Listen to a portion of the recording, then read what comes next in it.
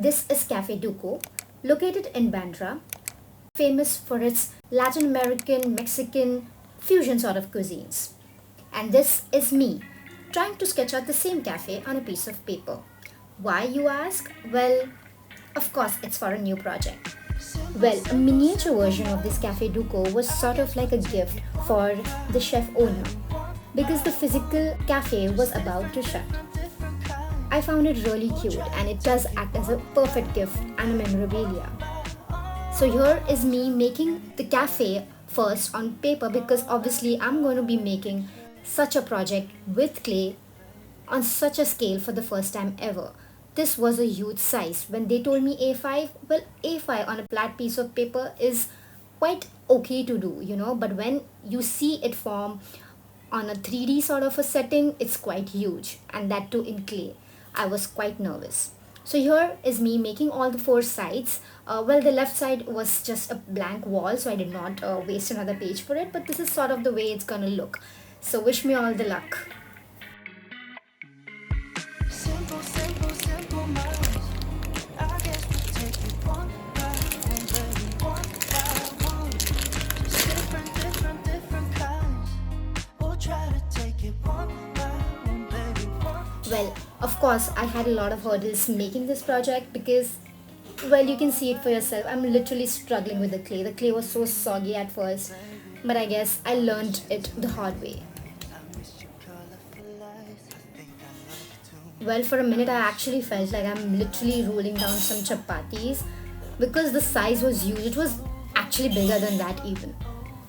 But I was really struggling with it, so I just started to roll down the clay, and obviously then later on I took some ice cream sticks so that the thickness of the walls are similar, and luckily I was also gifted some pottery tools. They came very handy in this project.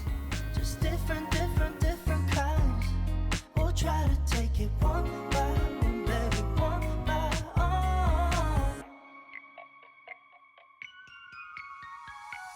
I keep stepping off all times I'm laughing over.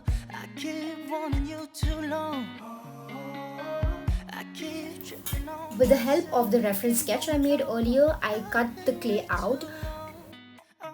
Honestly, slicing the clay was so much more satisfying. This was the floor, and I cut the walls in a similar manner. I wanna know my true feelings inside. Give me some time. Oh, oh, we'll bring it in a simple, simple, simple minds. I guess we'll take it one by one, baby, one by one. Just different, different, different kinds.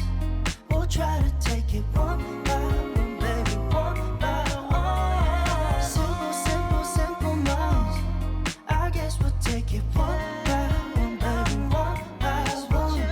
Just different, different, different kinds. We'll try to take it one by one. Then I smoothened the corners with the help of some water and just my fingers.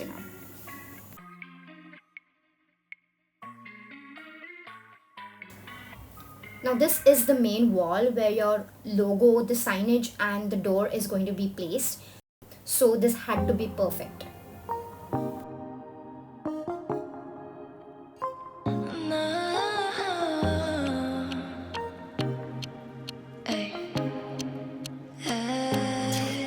어지럽기만 해 이 많은 손들에 그렇게 오는 거야 너의 시선은 깜빡이는 눈이 내게 입 맞추네 언제 그랬냐는 듯 내 앞에 다가와 Oh 틱톡 틱톡 눈을 굴려보내 힐끔힐끔 또 쳐다보네 볼 듯 안 보일 듯 똑같은 보내 날 담기엔 이 밤이 너무 짧겠지.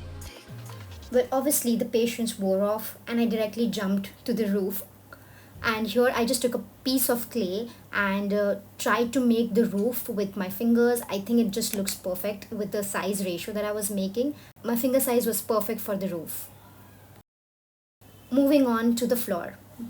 The floor had tiles which were like grey granite sort of a thing. It had a mix of different kind of greys, and they were squarish but placed diagonally. So with the help of this ruler, the size of the ruler was actually perfect for me to take this grid. Otherwise, making it a perfect size would have been really difficult for me, but I just took the width of the ruler and that was just perfect. 다가와 Oh 틱톡 틱톡 눈을 굴려보내 힐끔힐끔 또 쳐다보네 볼 듯 안 보일 듯 독하늘 보내 날 담기엔 이 밤이 너무 짧겠지 아슬아슬해 보여 네가 날 흔들 때 숨막히는 chemistry 이건 게임이 아니야 너도 알잖아 우리 vibe 끌었다 기다려 rewind Baby we can burn it up 지겹지가 않아 Just let it flow Okay, this is another attempt at me trying to make the logo signage. Obviously you can see me struggling with this, and it was a really bad one. I had to recreate it. One piece of advice that I will give you guys, if you guys are also beginner in air dry clay, patience is the key. You need to find the right spot when the clay is dry enough and wet enough where you can slice and carve things off it. So you need to find that perfect balance. So obviously the signage and the letters, I had to redo it. 천천히 조여봐내 숨결까지 위태위태하게 함께 춤을 추자 아슬아슬해 보여 네가 날 흔들 때 숨막히는 chemistry 이건 게임이 아니야 너도 알잖아 우리 vibe 끌었다 기다려 rewind The main wall and the floor and the signage is now ready in front of you with the little roof on top. But just going to say, I honestly did not have the patience to make the other two and shoot it at the same time. It's difficult, guys. Look at the size. So here. 2,000 years later. Finally, I've tried to make the tiny detailing, the interior, the cushions, the chair, the sofa, and the table and the door details. This is how I stuck all of it together. I think it really looks cute. This is the signage lollipop that the brand wanted me to specifically make actually. So this side is the outside of the Cafe Duco. The door is basically, there is other small part which is inside of the cafe, but they wanted me to make the outside and the main signage area, the branding basically. I kind of like it, but I wasn't really sure of if this was sturdy enough. So there was only one option for me to try my best to make this sturdy, which you'll get to know in the end. Honestly, I really like this white version of this. It looked like the pieces from Greece or something, you know. Anyway. And now, one of my favorite parts, painting. Finally, we are going to paint this piece. Initially, I was really happy when I was painting this project because, you know, it's simple, plain walls, grey walls, and not multiple colors. But then I realized this is a 3D project and it has lot of things on it. So getting in the grooves, going below the table, painting the tiny leaf which is 3D, when it is actually stuck in one piece is so difficult because you can't really get into the grooves and the corners of a miniature project. You know, it's really difficult. That is one. And the second problem was, clay acts differently. The color that you see on the palette might not be the same color after painting. So if you can clearly see the difference, the fresh paint and the dry paint, it dries off 2 shades darker. So it became very difficult for me to manage that. So I had to literally repaint multiple times so that I get the perfect color and match with the original colors of the cafe.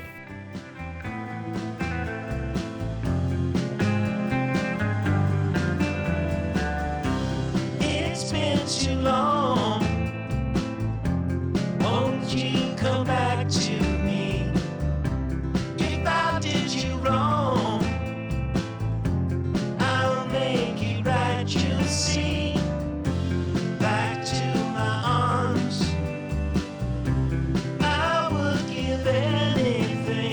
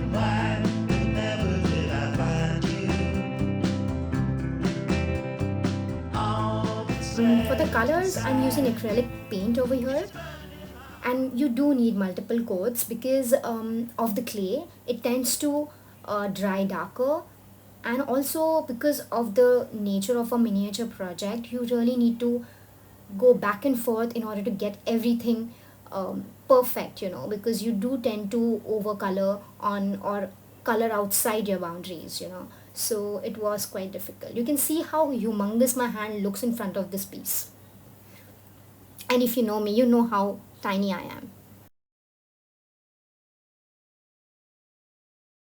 So I went with the basic coloring of the cafe, but flat colors weren't popping that much, so I decided to do sort of like a shading approach with the entire glass door and the corners of the door frames and the small gate and the miniature flowers and the plants and etc etc. By the way, the thing that I was absolutely proud of was the floor. The floor had this mix of grays and, like, you know, granite sort of a thing, and I could really, I don't know if I can do justice by showing you guys on camera right now, but I was so proud of the floor.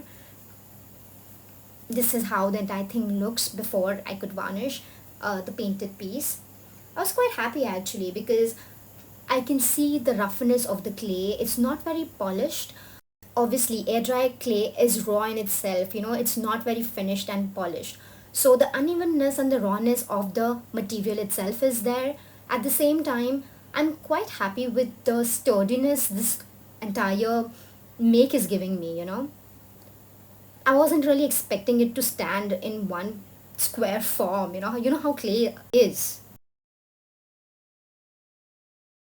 Moving on to the varnish, obviously I had to use resin for this because there were so many parts that could really break and fall off. Honestly, the chairs that you can see, the high chairs, did pop out multiple times. So the only solution for me was resin and a thick layer of resin so that they can stick to their spots. But the drawback of resin again, and I used a lot of it, like a thick layer of it, was the UV light. I had to like spend hours, not minutes, literally hours drying it off. Then the final touches, okay? Now final touches was basically the bulbs, the lights, you know, to give it a little whimsy effect. Because it was my first time, I didn't really use any sort of light, rather created the lights out of clay itself. You can see these tiny balls of clay that I used as lights. I sewed the clay bulbs with the help of a needle and thread. I used the resin even on the thread so that it becomes a little more sturdy and it will not snap out easily. So this is how the entire miniature looks. I am quite proud of the sofas and the tiny things, honestly, you know. I wasn't really expecting it to come all together like this. It really took a lot of effort to do a project like this because I've never made this big size clay project. And air dry is another thing. I usually make tiny products, tiny pieces, 1-2 inches at max, you know, and mostly with polymer clay. And air dry is something that I'm still getting used to. But I think I'm quite proud of this project. What do you think about it? By the way, the client absolutely loved it, and the person who was gifted this fell in love with this as well. And obviously, this did landed me a couple of more storefront projects.